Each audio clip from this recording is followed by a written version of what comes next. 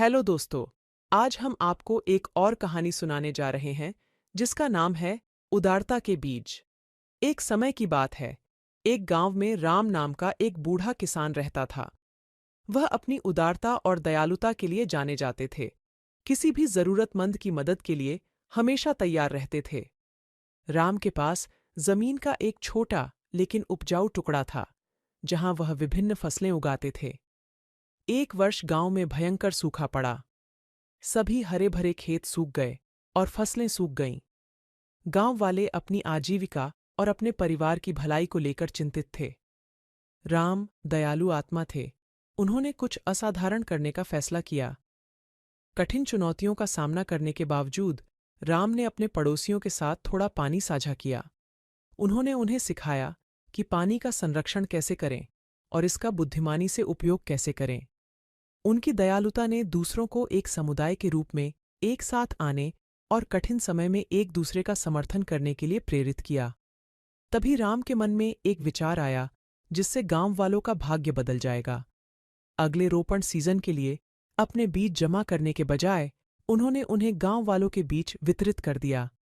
उन्होंने सभी को मिलकर काम करने के लिए प्रोत्साहित किया और वादा किया कि जब फसल आएगी तो वे इसे सामूहिक रूप से साझा करेंगे। राम की निस्वार्थता से प्रभावित होकर गांव वालों ने इस विचार को अपनाया। उन्होंने चिलचिलाती धूप में खड़ी मेहनत की, देखभाल के साथ बीजों का पोषण किया। राम ने अपने साथी गांव वालों के साथ कंधे से कंधा मिलाकर काम किया और अपना ज्ञान और अनुभव साझा किया। जैसे जैसे मौसम आगे बढ़ा, बंजर पड़े खेतों में जीवन के लक्षण दिखने लगे। सामूहिक प्रयास और एकता सचमुच सफल हुई। फसल प्रचुर मात्रा में थी और गांव वाले अपनी कड़ी मेहनत और साझा प्रतिबद्धता के फल से खुश थे। राम की उदारता के कार्य ने न केवल गांव को सूखे की चपेट से बचाया, बल्कि समुदाय के सदस्यों के बीच संबंधों को भी मजबूत किया। अधिशेष फसल न केवल गांव वालों के बीच साझा की गई, बल्कि पड़ोसी समुदायों के साथ भी समान चुनौतियों का सामना किया गया। राम के निस्वार्थ कर्मों की चर्चा दूर दूर तक फैली। युवा फिल्म निर्माताओं के एक समूह ने गांव के बारे में सुना और समुदाय की शक्ति, उदारता और मानवीय भावना के लचीलेपन के बारे में एक वृत्तचित्र बनाने का फैसला किया। कहानी एक सनसनी बन गई, जिसने दुनिया भर के लोगों को एक साथ आने और एक दूसरे की मदद करने के लिए प्रेरित किया। राम का गांव आशा और एकता के प्रतीक में बदल गया।